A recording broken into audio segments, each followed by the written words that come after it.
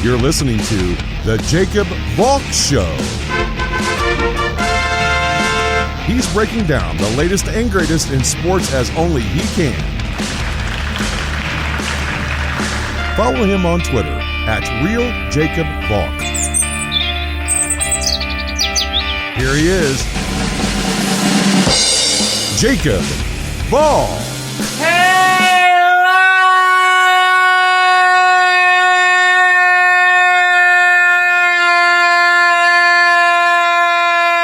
Hello, sports fans. Welcome to another edition of the Jacob Valk Show. I am Jacob Valk, and I have to start with baseball, specifically the health and safety protocols that Major League Baseball and the Players Association agreed upon. Basically, what you need to know is, if and when there are doubleheaders, there'll be 7-inning games. The runner on second base in extra innings will be a thing. Obviously, no universal DH, normal playoffs, and the rosters will be comprised of 26 men to expand to 28 in September.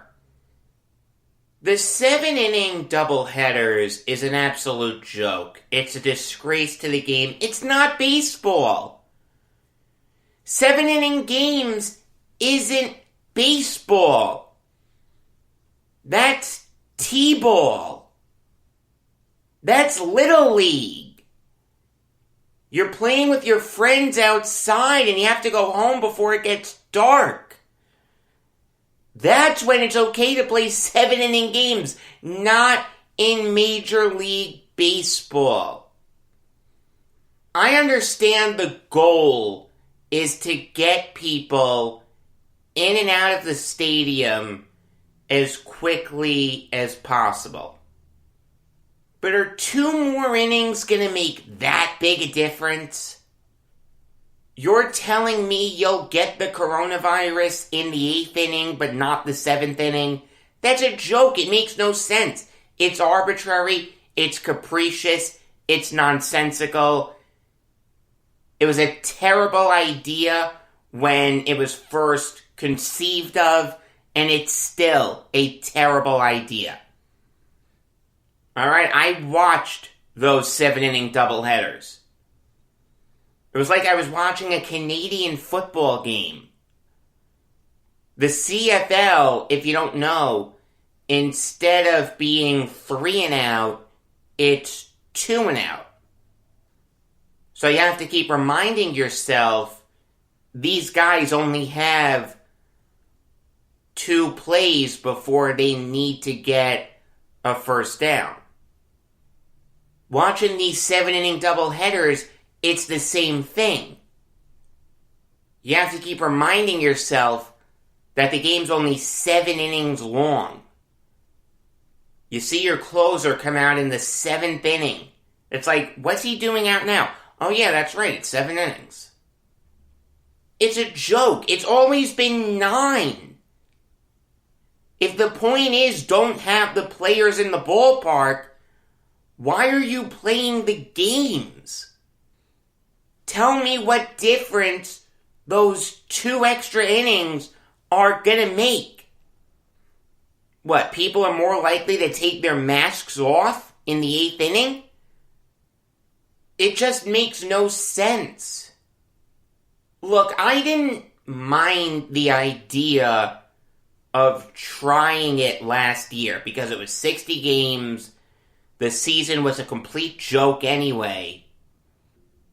Let's try some things that have been proposed. We'll throw everything at the wall and we'll see what sticks. 7-inning doubleheaders shouldn't have stuck. Who watched those doubleheaders and said, you know what? That was enjoyable. Let's have more of that. Also, I understand that you want each team to play the same number of games. I get that. No one liked that these teams last year played less total games. The Tigers only played 58 games. Same thing with the Cardinals. But here's the thing. That was done during a 60-game season where every game was exponentially more meaningful. 162 games. Assuming that's what ends up happening, the season could be pushed back a month. I don't know. It seems like we're going to get 162 games, thank God. There's not as much stress on making up every game. So instead of scheduling 7-inning doubleheaders, just cancel the games. And then if you need to make them up at the end of the season, make them up. Isn't that a better option than 7-inning doubleheaders? And that's even assuming you need to make them up. If hypothetically the Yankees finish 10 games up on the Blue Jays for the AL East title, but the Blue Jays missed 5 games, who cares? They're not overtaking the Yankees. I'd rather have uneven schedules than 7-inning doubleheaders. If you need to have some tiebreakers, that's fine. At the end of the season, you play a game 163. Look, there are going to be games postponed. There are going to be games that are going to be impossible to make up.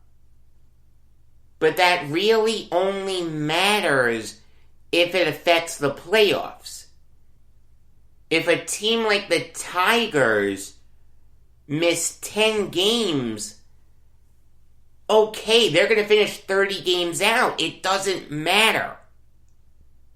Oh, but Jacob, what do you do for the playoffs if you have each team playing a different number of games?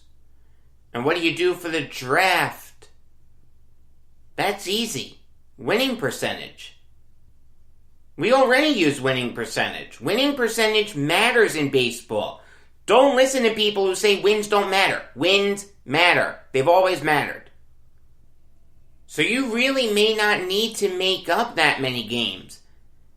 If you have canceled games in baseball, it's not the end of the world. The only point of the double headers is to make up games. You really may not need to make up a whole lot of games. The only time you would really need to make up games is if you have teams fighting for playoff spots. Otherwise, you could use winning percentage.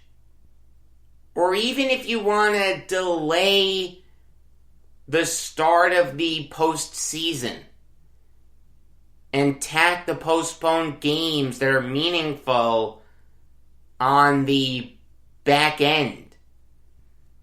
I can live with that. But winning percentage may be the best way to go. Don't you think winning percentage in 9-inning games is more of an appropriate metric than teams playing 7-inning games. I understand that the pandemic is still a thing. And yeah, we do need to get people in and out of the ballpark expeditiously. But 2 innings isn't gonna make or break things. If it's that tenuous, then don't play the games. Obviously, we're not gonna do that. No, 7-inning doubleheaders make no sense. We tried it. It didn't work. I'll tell you what did work. And I was very skeptical of this. The runner on second rule in extras. It was harder than you'd think for these teams to drive runners in extras. I don't know what it was, but it worked. We got the games done quickly. I think the longest extra inning game last year went 13 innings. So the fear of a 2-2 game after 9 becoming a high-scoring game in extras, we didn't get that. And I gotta tell you, starting extras with the runner on second added a level of excitement that I didn't expect. I mean, I'll tell you, I really enjoyed the extra inning games last year. I enjoyed the extra inning games last year more than I enjoyed previous years' extra inning games. There was a lot of excitement. There was a sense of finality to it. It made each at-bat that much more important. It's something that we get in hockey and basketball overtimes. Each shift is so important. Each possession is so important. The old way of doing extra innings, you didn't get that. A weak hitter is up with 2 outs, bases empty. That's not important. Now you're screaming at your guys to drive this runner in from second. It's just more exciting. That was the good thing that the league and the players did about last season. They made last year a proving ground for these exotic rule changes. Because of that, we found out that 7-inning doubleheaders are a joke. That was to be expected. But we also found out that starting extra innings with a runner on second actually makes the game more exciting. At the end of the day, do you really want 16-inning games? Look, no one loves baseball more than me, but I'll tell you, it's tough to sit through some of those long-winded extra inning games. You get a bunch of innings where nothing happens, you're lucky to get a single, and then the guy gets either doubled up, or you can't move the runner over. It's a joke. It gets boring. Now with a runner on second, I keep going back to this. There's a level of excitement that you really didn't have before in extras. 10, 11, even 12 innings. Okay. I can live with that. 13, 14, 15. Alright, you know what? We've got to end this thing. This is getting ridiculous. 16, 17, 18. You're on your phone. You're talking to the person next to you. You're getting restless. None of that happens with a runner on second. There's excitement all throughout. You're really into it. Every pitch is so important. I love it. I'll admit it. I didn't like it when it was first proposed. I thought it was gimmicky. It was a great idea. It worked. No universal DH is kind of surprising. I thought that Rob Manfred really wanted it. Maybe the owners didn't. I know the Players Association wanted it. It means more jobs for hitters. I've said this before, it should be universal one way or the other. I would rather see it be universal with no DH, but I know that's not going to happen. I like the strategy of when do you bunt, when do you pull your pitcher for a pinch hitter. I like the strategy that goes into determining double switches. I just really like that, but I understand it's not going to happen. I'm in the minority there. I get that. I'd be surprised if we didn't have a universal DH in 2022 and beyond. I'm surprised that we didn't get it for this year, but it's not the end of the world. Going back to normal playoffs, I think, is the right way to go. I understand that you want expanded playoffs, you want that sweet playoff revenue. I get all the benefits that come with expanded playoffs, but at the end of the day, did anyone really like those wild card series, the best 2 out of 3s? I mean, yeah, you got some exciting games out of it. I understand that, but best 2 out of 3? No, that didn't work for me. Also, and this is the bigger one, you had 2 under 500 teams make the playoffs. The Astros and the Brewers. And the Astros had an interesting run. They nearly get swept. They force a Game 7. Then Charlie Morton and Pete Fairbanks shut you down in Game 7.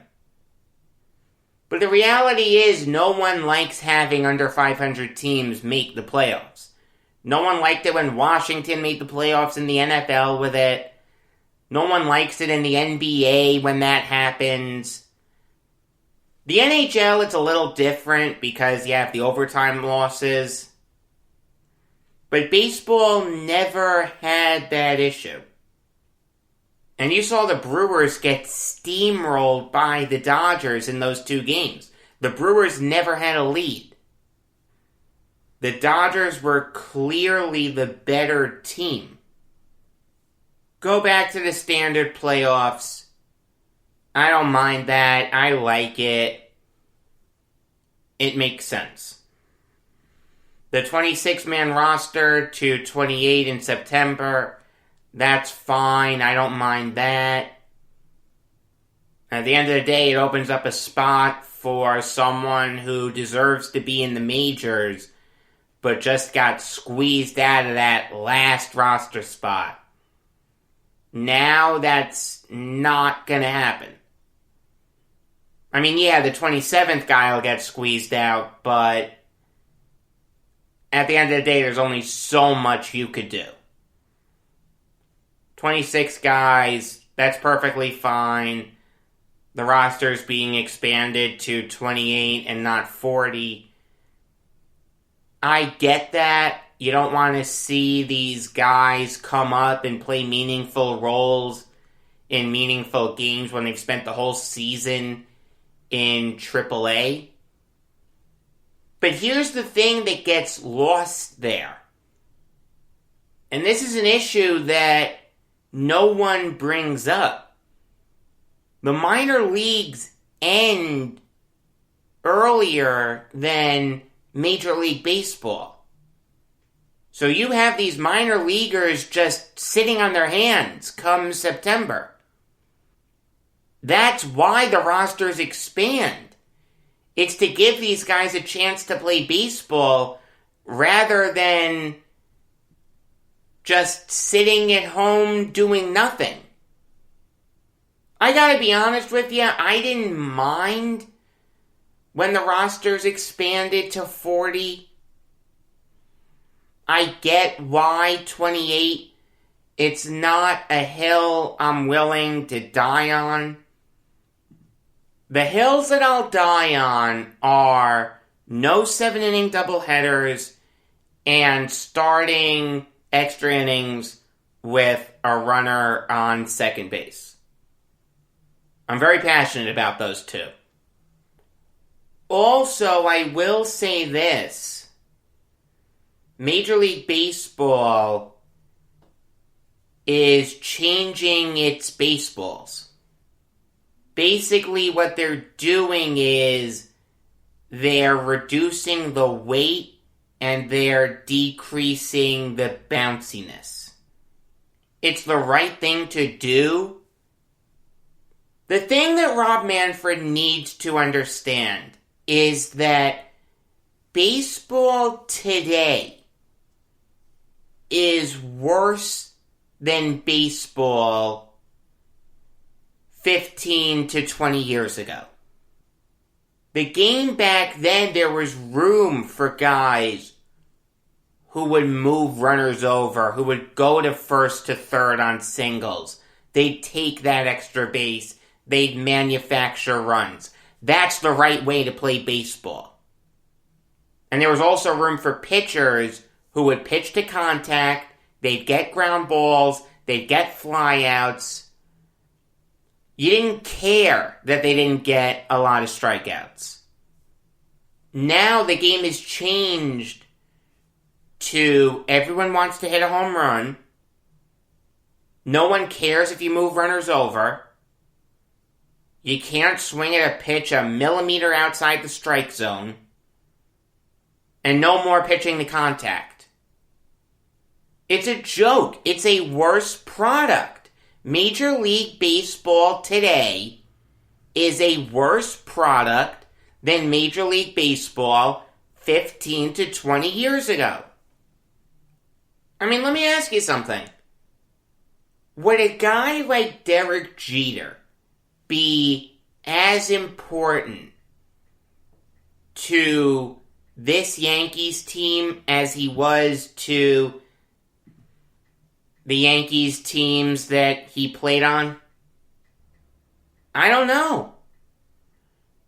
Because realize, Jeter was a guy who would hit for a high average, very good at moving runners over, had a pure contact swing, didn't hit a lot of home runs. How many of those guys are still around? I mean, Jeter would still get his, but realize, when Jeter was in his prime, he was one of the best players in baseball. If Jeter played today, is he regarded as one of the best players in baseball? I don't know. I'm not knocking Jeter. I love Jeter. No one loves Jeter more than me.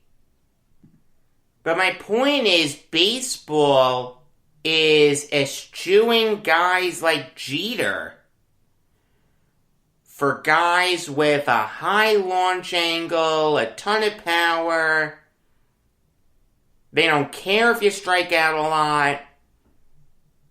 And they don't care that you have a pure contact swing. That's wrong.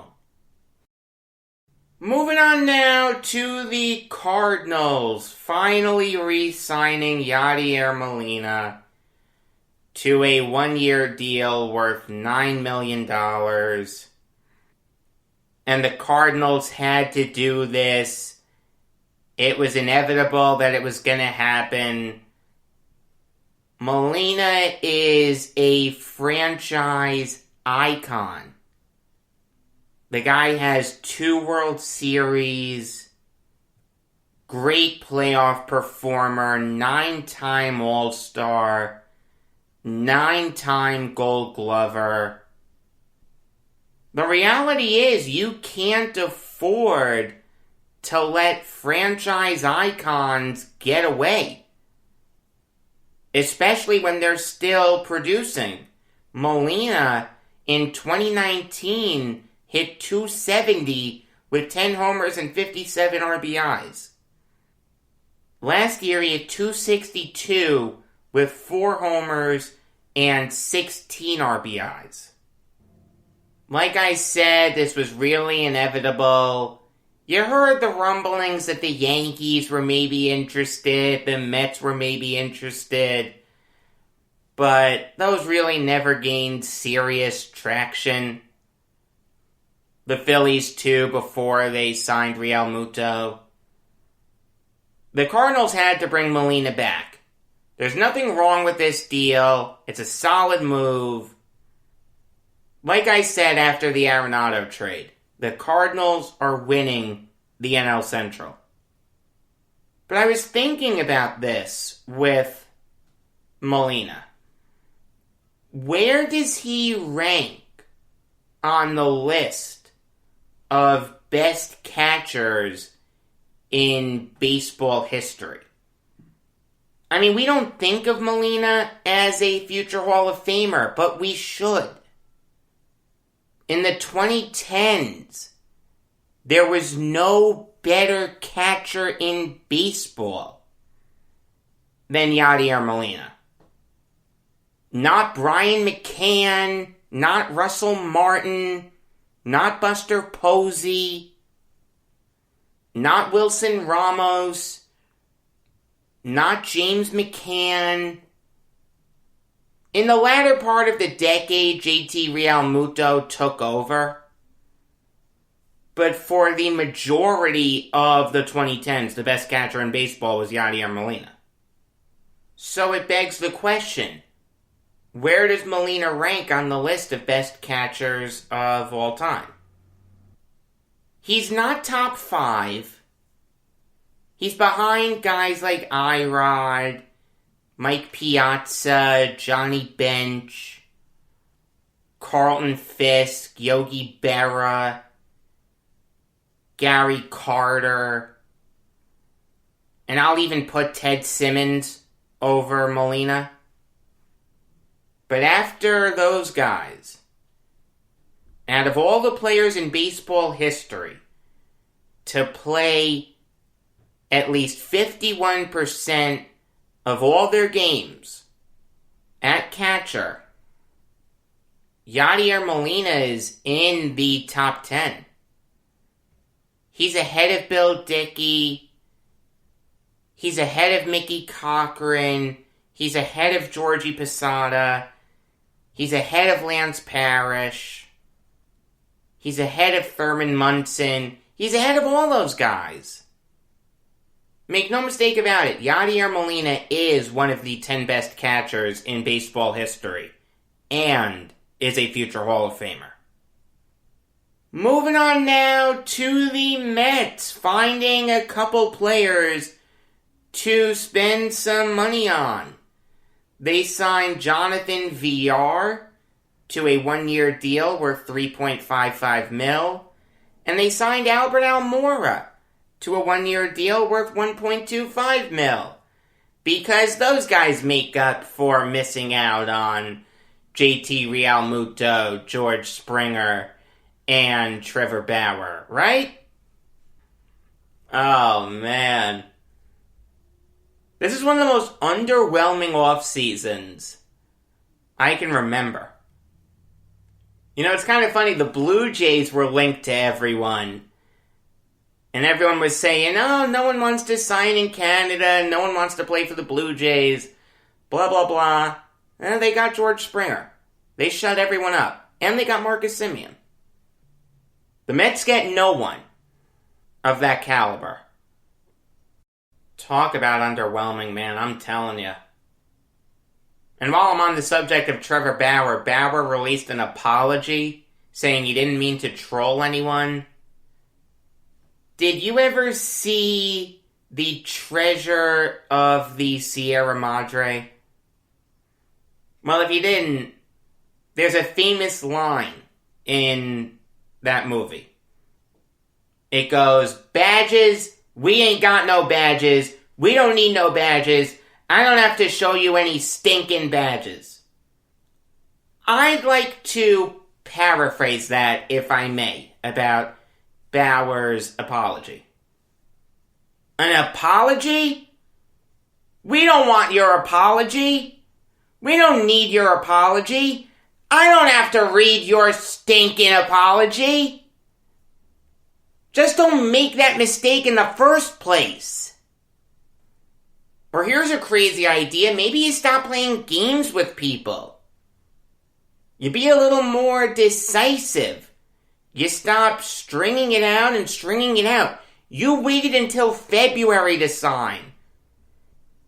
None of the other big free agents did that. Springer, Realmuto, LeMahieu. They all signed before February. I'm telling you, Mets fans, you dodged a bullet with Bauer. You don't want him. In all seriousness, though, bringing in VR and Almora makes sense. The Mets did need to improve their depth. You take a look at who's going to be on their bench come opening day. The only guy who you really feel confident in is Luis Guillorme and Jose Martinez. Brandon Drury, you can't trust. Guillermo Heredia isn't anything special. You can do a lot better than him. Malik Smith is a great pinch runner. Incredibly fast. But he's struggled with the bat recently. We all know that the Mets have a history of getting bitten by the injury bug. Depth is important for them. Jonathan VR is a solid utility guy.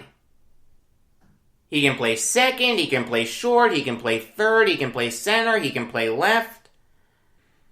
Very versatile player. I like VR a lot. In 2019, with the Orioles, he played in every game, led the majors, hit .274 with 24 homers and 73 RBIs to go with 40 steals. Last year, his production took a hit. He had .232 with 2 homers and 15 RBIs. Missed 8 games. Still had 16 steals, though. But I'll say this, the fact that the Mets were able to get him for just $3.5 million, that makes a lot of sense. He replaces Smith as a pinch runner late in games. He makes perfect sense for the Mets. And so does Almora. Almora has talent. He's shown it in the past. Once upon a time, this guy was a very highly thought of prospect. Has he lived up to that billing? Absolutely not. But one of the biggest issues the Mets have is defense. Almora can come in late in games, play center field, and then he can slide Nimmo over to left, replacing Dom Smith. You don't want Almora starting a lot because his bat really isn't that good. But that's what you have VR for. That's what you have Guillorme for. That's what you have Martinez for. Almora fits the Mets perfectly. I think the Mets will make the playoffs. I think they'll be the second wildcard team in the National League. But once they match up against the Padres in that one game, it's not going to go well for them. Moving on now to the Angels, signing Shohei Ohtani to a 2-year extension worth $8.5 million. And this is a good move for the Angels. It doesn't pay him a lot. It keeps him around for a couple years where he can get his big boy contract at a later date. Ohtani has talent. The thing is, though, it's fair to wonder, should he just solely focus on hitting? Should he solely focus on being the Angels' DH? Because Ohtani has a history of getting hurt when he tries to pitch. You don't want to lose that bat. In 2019, this guy hit .286 with 18 homers and 62 RBIs. You don't want to lose a guy like that.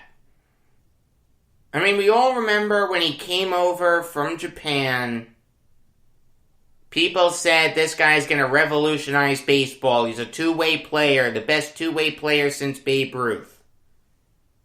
Look, there's no question that he can hit. The question is, can he pitch also? In 10 starts in 2018, he went 4-2 with a 3.31 ERA. That's a really good start. That helped him win Rookie of the Year. 2019, he had Tommy John surgery. Didn't pitch.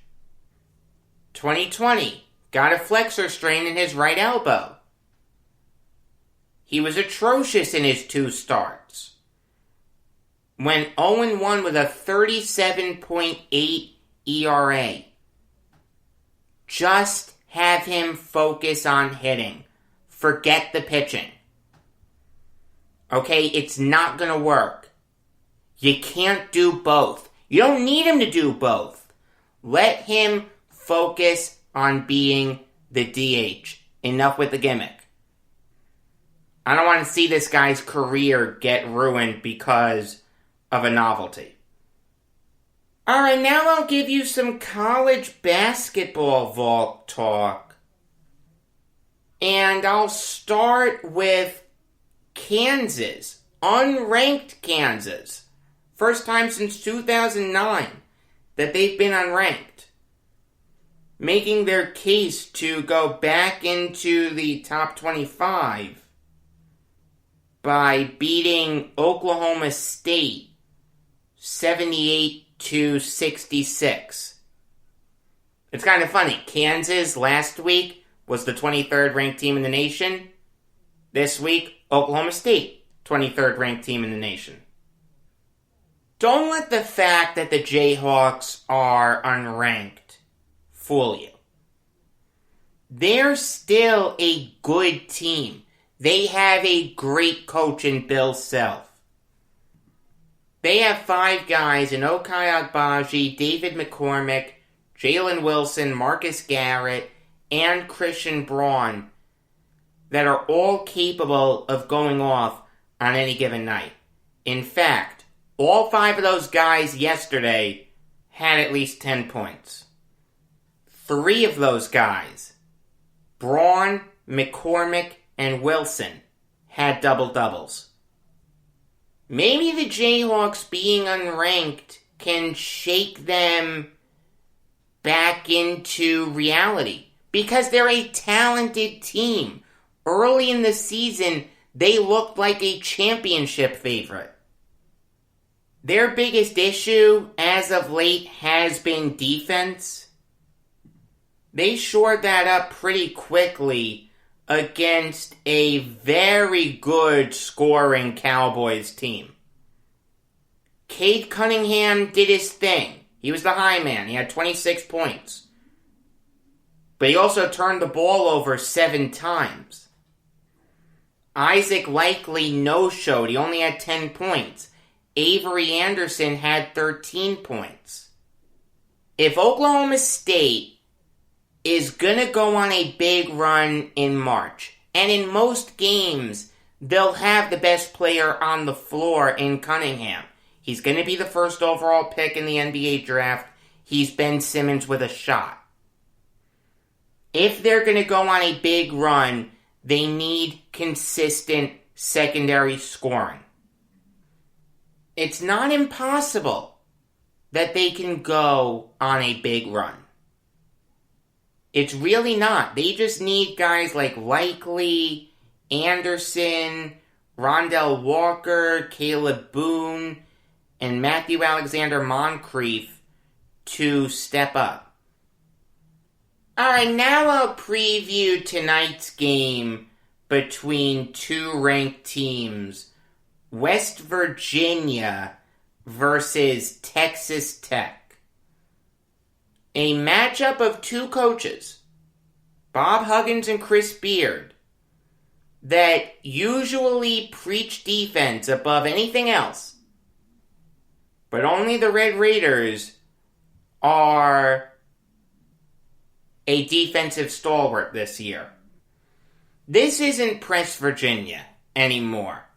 This is a very potent offensive team. Guys like Miles McBride, Derek Culver, Taz Sherman, Sean McNeil, Oscar Tshiebwe, and Gabe Asabuyan all contribute offensively. McBride, Culver, Sherman, and McNeil are all averaging over 10 points a game. Tshiebwe and Asabuyan are really good rebounders. They're some of the best rebounders in the nation. And Asabuyan is a very underrated passer. Has very good vision, a high basketball IQ. He's a very underrated part of the Mountaineers. When you look at Texas Tech, like I said, they're all defense. They've only given up 61.7 points per game this year. That's the 14th best mark in the nation. They're not a good team at defending the perimeter, though. And that'll come back to hurt them. Guys like McBride and Sherman are going to go off tonight from beyond the arc. You remember when I said that the Red Raiders are well-rounded? Usually they are. Mac McClung, one of the best players in the nation, surrounded by Terrence Shannon, Kevin McCullough, Kyler Edwards, and Marcus Santos Silva. The thing is, though, Shannon may be limited tonight. It was initially reported on Saturday that he was going to miss the game against Kansas State. He played 11 minutes in the second half. He didn't do much, though. Now, granted, Texas Tech didn't need him to do a lot, but still, he was a shell of his former self. If Texas Tech is going to win this game, they need Shannon to be the Shannon that we all know he can be. He's a very good player. He's capable of going off for 20 points on any given night. But I don't see that happening here. WVU is a good shooting team. They're the 59th best team in the nation in terms of three-point percentage. They shoot just under 37% from beyond the arc as a team. That doesn't match up well with the Red Raiders. A team that can kill you on the interior, but once you get to the perimeter, you're home free. Combine that with Terrence Shannon being out, and I don't like this matchup for the Red Raiders. I'm going with the upset tonight. Give me the Mountaineers. So today, I heard the news that Marty Schottenheimer died at the age of 77 from Alzheimer's. And it got me thinking, I was so heavily invested in the big football, baseball, and basketball stories from the weekend that I didn't know if any other important sports figures had died. Sadly, there are 4. And I'll start with Charlie Kruger, who died on Friday at the age of 84 from heart and kidney failure. I should have been more up to date on these deaths. I wasn't, I'm sorry. But better late than never. It's okay if you don't know the name Charlie Kruger. He played in the 50s and 60s, but he was one of the most dominant defensive linemen of that era. He went to college at Texas A&M and was a first-team All-American in 1956 and 1957. That helped him become the 8th overall pick in the 1958 NFL Draft. And Kruger dominated. In a full season, this guy never had a Pro Football Reference approximate value worse than 6. That means you're doing something right. In 1960, his second year in the NFL, Kruger made his first Pro Bowl. The Niners had the best defense in the league that year, but they didn't have a good offense, so they went 7-5. Kruger that year was also second-team All-Pro for the first time. In 1964, Kruger made his second and final Pro Bowl. In 63, he only played 7 games. He rebounded by having a 9 approximate value, according to Pro Football Reference, the second highest mark of his career. Unfortunately for him, the Niners went 4-10.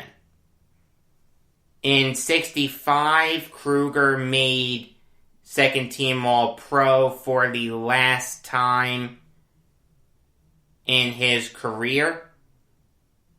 He played on a bunch of bad Niners teams early in his career, but in 3 of his last 4 years in the league, the Niners made the playoffs.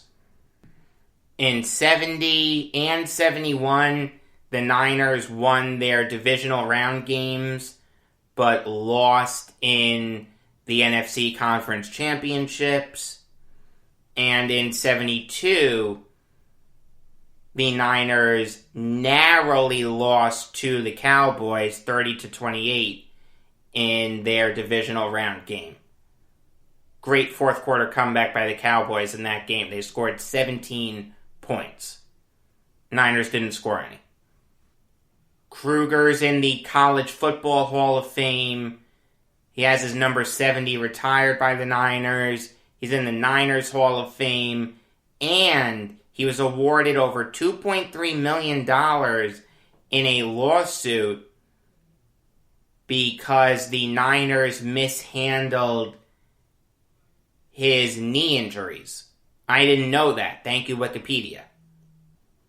The second guy to eulogize is Ralph Backstrom, who died on Sunday at the age of 83. Backstrom was an integral part of those dominant Canadiens teams from the late 50s to the late 60s. He had cups of coffee with the Habs in 56-57 and 57-58. But in 58-59, he was finally given a shot, and he won the Calder Trophy. Had 40 points in 64 games. His rookie year, he had 8 points in 11 Stanley Cup playoff games. The Habs won the Stanley Cup. The year after that, Backstrom took a little bit of a step back, but was still useful.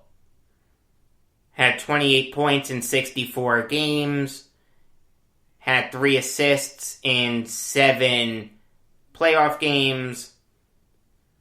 The Habs swept their way to another Stanley Cup.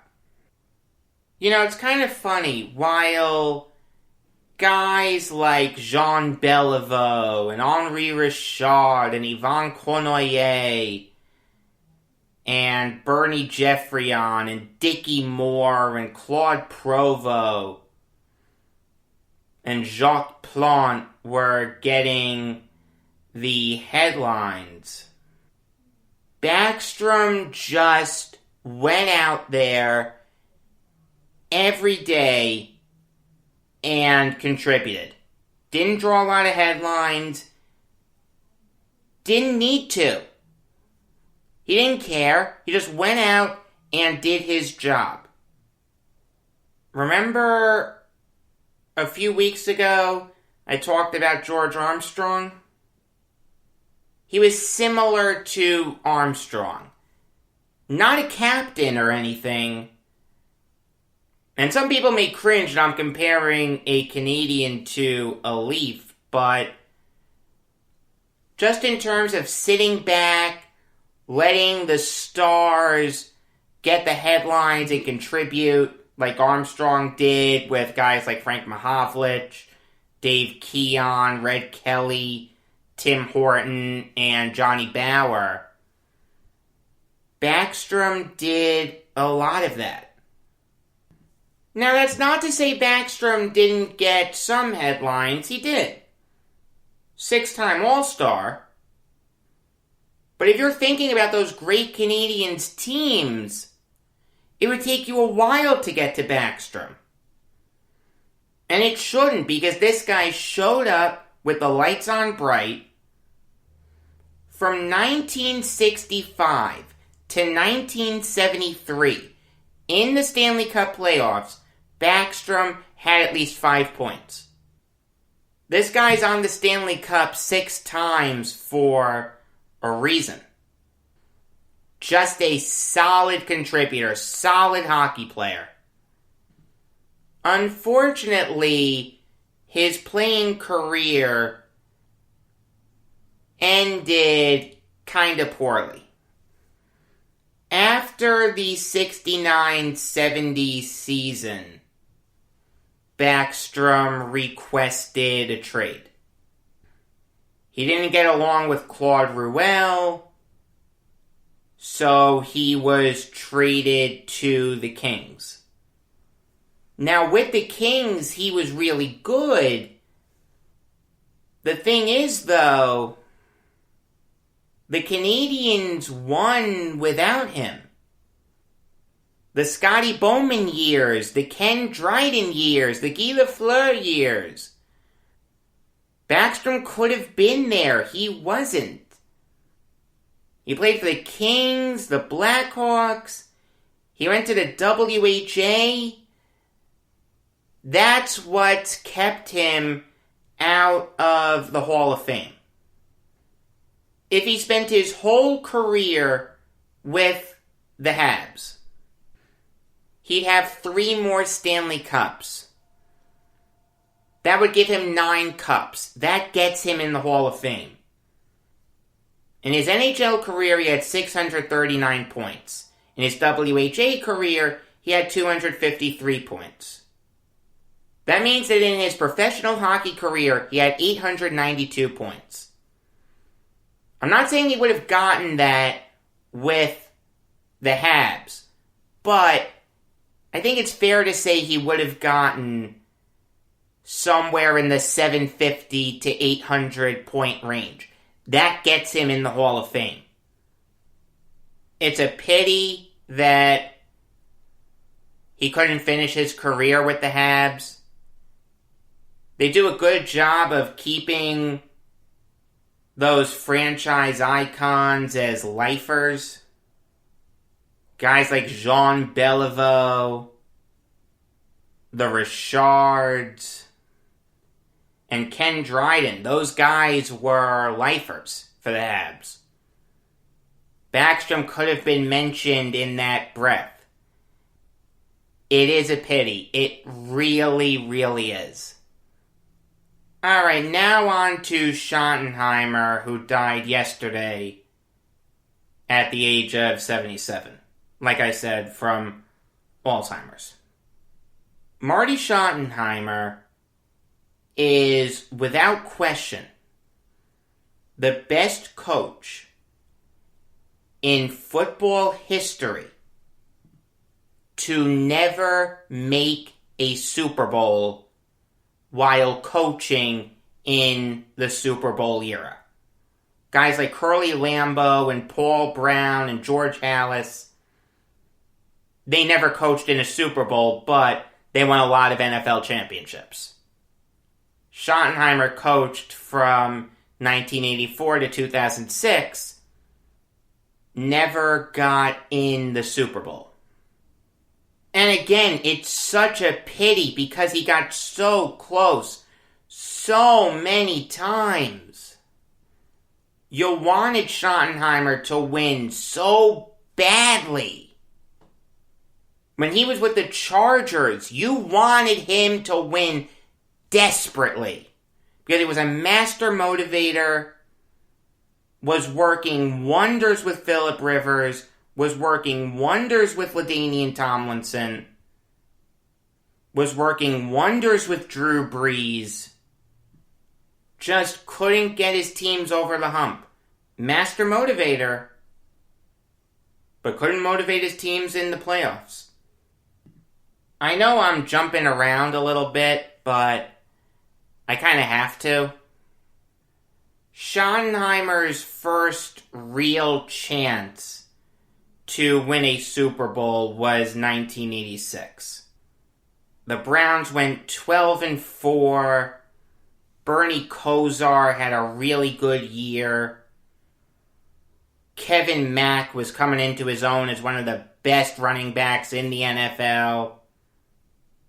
You had guys like Brian Brennan, Webster Slaughter, Clay Matthews, Carl Hairston, Reggie Camp. It was a really good Browns team. They went 12-4.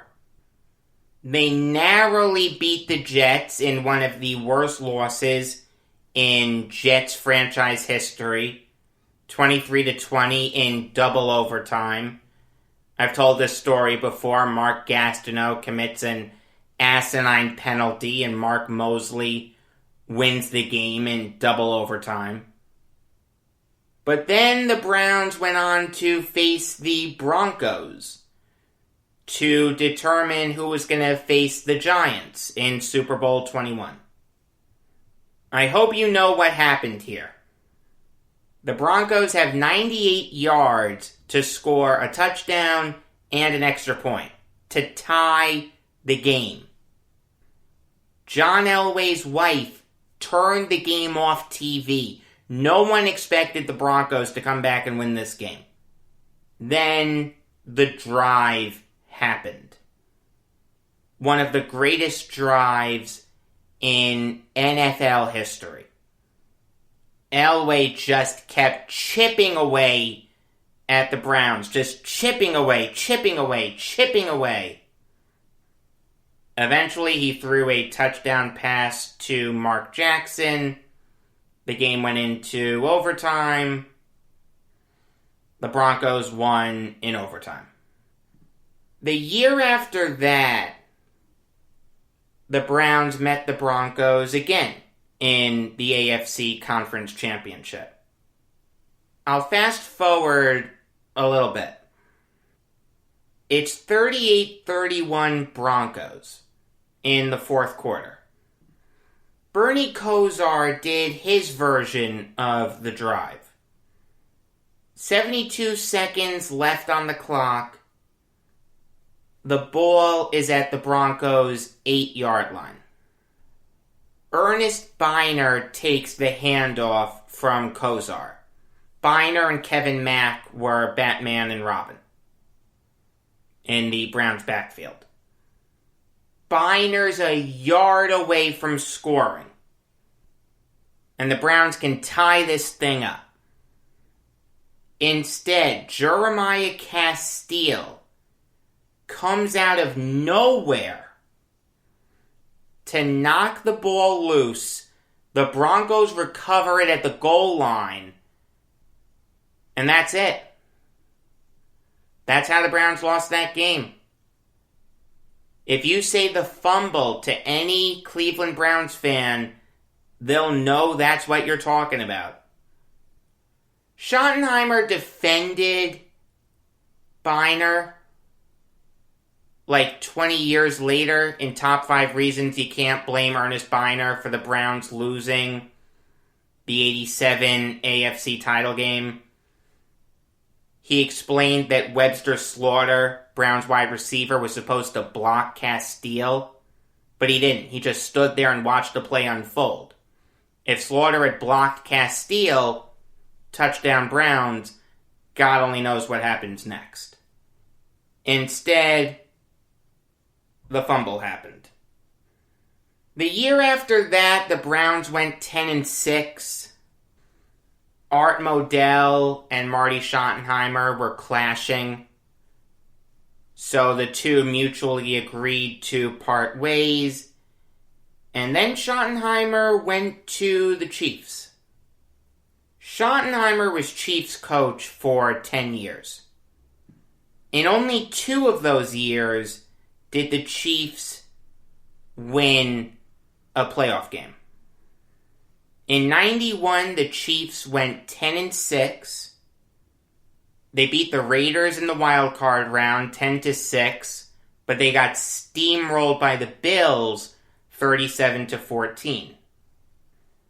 A couple years later, with Joe Montana at the helm and Paul Hackett installing the West Coast offense, the Chiefs went 11-5.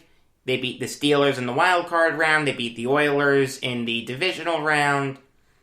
Then they got steamrolled by the Bills again, 30-13. After that, Schottenheimer had 2 Chiefs teams that went 13-3.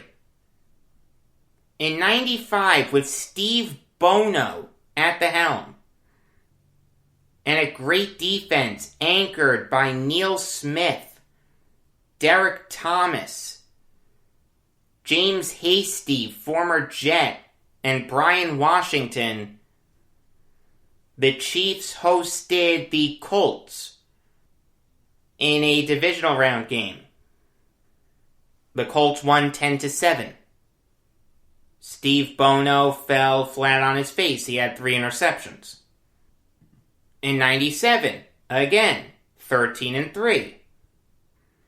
This time, it was Elvis Grbac leading the Chiefs. Grbac was once named sexiest athlete alive in a very, very funny story. It's worth searching out. Again, great defense. Mark McMillan, Jerome Woods, Hasty, Dan Williams, Thomas. This time, the Chiefs were hosting the Broncos.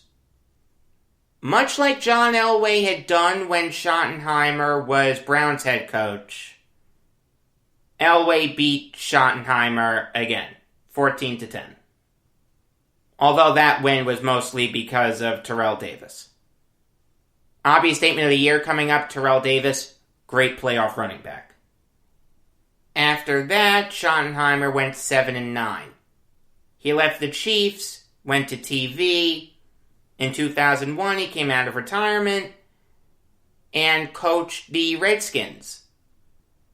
The Redskins went 8-8, but Dan Snyder replaced Schottenheimer with former Florida Gators coach Steve Spurrier.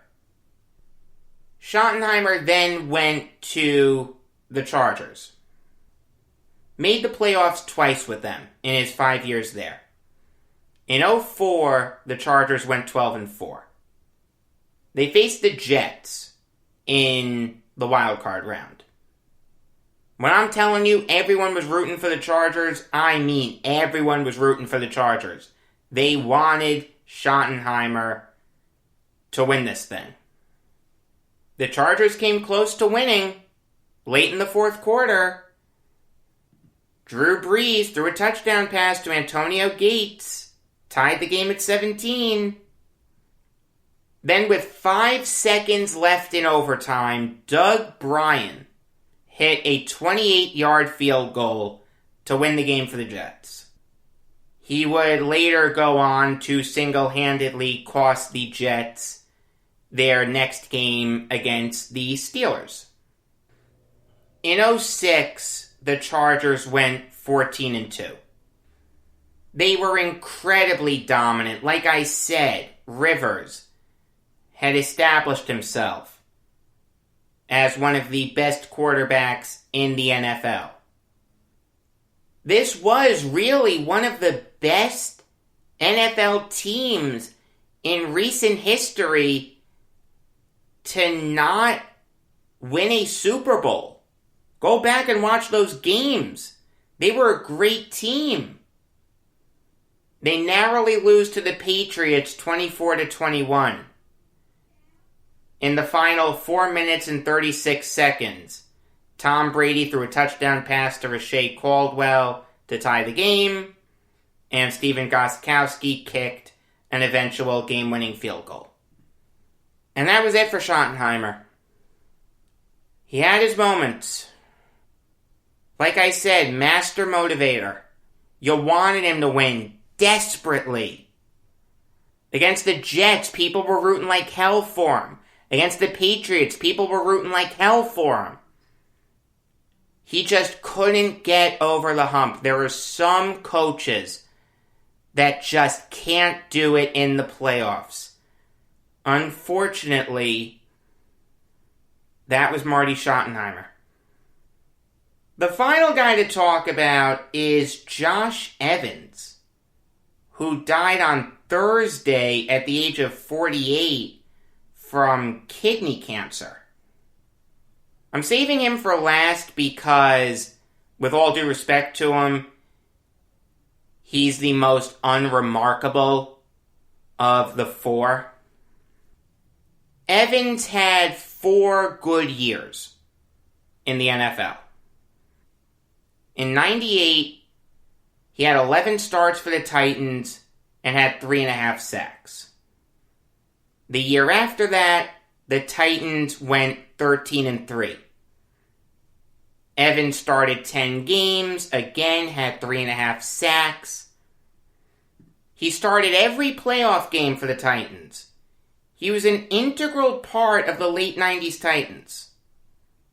The 99 Titans beat the Bills in the wild card round, the Colts in the divisional round, and the Jaguars in the conference championship, but they lost to the Rams in the Super Bowl, one of the greatest Super Bowls ever. He was then suspended for a year for violating the NFL's substance abuse policy. He came back in 2001 and started every game for the Titans. First time he ever did that. Had 5.5 sacks. The most sacks he had had in a season up to that point. The Titans went 7-9. Evans signed with the Jets in free agency. And again, started all 16 games. He had 6 sacks. He played an important role on that defensive line. John Abraham, Evans, Jason Ferguson, and Sean Ellis. They helped the Jets win the AFC East that year. They went 9-7, shut out the Colts 41-0. And then they got eviscerated by the Raiders 30-10 in the divisional round. And that was really it for Evans. He only played in 7 games after that. But I remember watching Evans play in 2002. I liked him. I like that whole defensive line, like I said. Ellis, Abraham, Evans, and Ferguson. Very fun group of guys to root for. Unfortunately, all 4 of those guys are no longer here. May Charlie Kruger, Ralph Backstrom, Marty Schottenheimer, and Josh Evans all rest in peace. Until tomorrow, I am Jacob Valk saying, shout out to you, Pedro Gomez, Cloris Leachman, Christopher Plummer, Leon Spinks, not a boxing fan, so can't do a lot on him, Chris Wessling, and Mary Wilson.